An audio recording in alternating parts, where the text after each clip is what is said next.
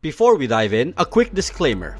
This video is a general review, looking at this car's customization and performance. Any personal thoughts I share are subjective in nature, and remember, your experience with the car will likely be different from mine. This review is not a tier list, nor is it a guide on what is meta. The main goal is to objectively show you the car's features so that you can decide for yourself if it is worth pulling for. Overall, don't roll because it is meta. Roll because you like the car or what you learn here about how it behaves. The decision is yours to make, not anyone else's to dictate to you. Thanks for listening, and I hope you enjoy the video. Have you ever looked at something tiny and thought, there's no way that thing's fast? Have you ever watched a pack of commuter cars or sports cars with 5 to 10 times your power output fly by and wonder how on earth a little city car could ever stand a chance? Then let me tell you why you should, or should have claimed, your 1965 Fiat 500F.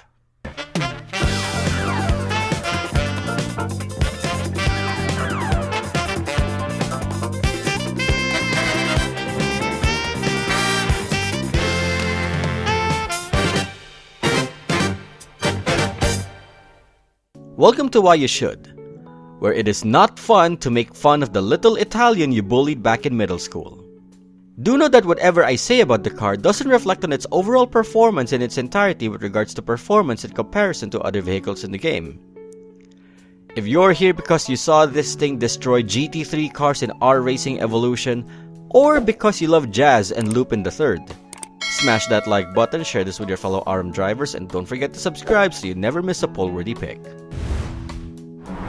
The Fiat 500F, the humble icon of Italian motoring, was never built to scare supercars. Or so everyone thought.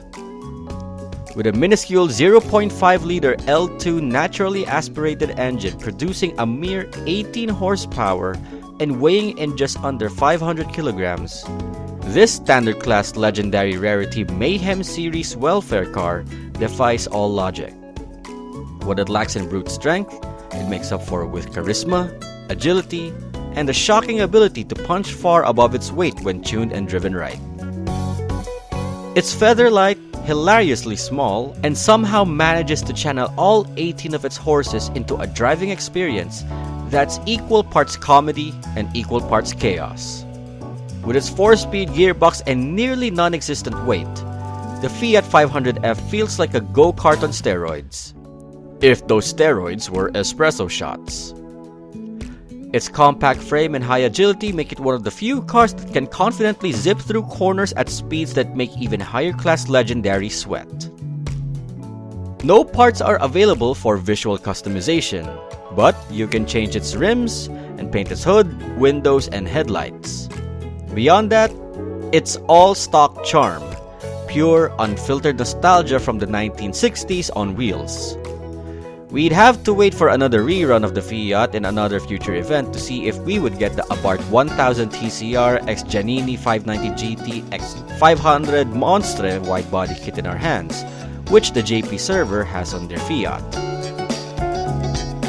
The Fiat 500F's strongest suit lies in its absurd acceleration behavior. It boasts a hyper-launch off-the-line, excellent super acceleration, both due to its weight and sky-high tolerance for red drift angles. Its minuscule body gives it incredible cornering speed, and thanks to its super ultra lightweight frame, it delivers one of the best post-drift acceleration recoveries in the entire standard class combined. Of course, that power comes with quirks. Its super acceleration begins to degrade near its low acceleration cap of 180 km per hour, making it helpless on longer straights thanks to a 75% decrease in acceleration past the cap. It understeers at all drift angles and has only 4 gears to work with. The 500F also suffers from heavy stalling tendencies. Sometimes starting well depends on sheer luck, easily identifiable by the engine's idle tone before launch. Even with slipstreaming, it tops out at just 235 km per hour. The recommended tuning setup for the Fiat 500F is 1.3 3-3-3. This setup keeps acceleration high while maintaining a wider gearbox for a small bump in top speed. It introduces more understeer but raises the center of gravity slightly, improving handling responsiveness. And it's quite perfect for those who want to balance chaos with control. When driving the Fiat 500F, take note of the following. You are, and I say you are, to turn early, but stay within the drift zone at start. Once you hit your acceleration cap, always hunt for slipstreams to maintain pace. Build your advantage in technical sections where your cornering prowess shines the brightest.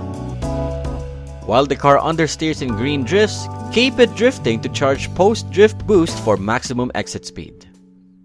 And, most importantly, don't hesitate to full send it to red drift angles.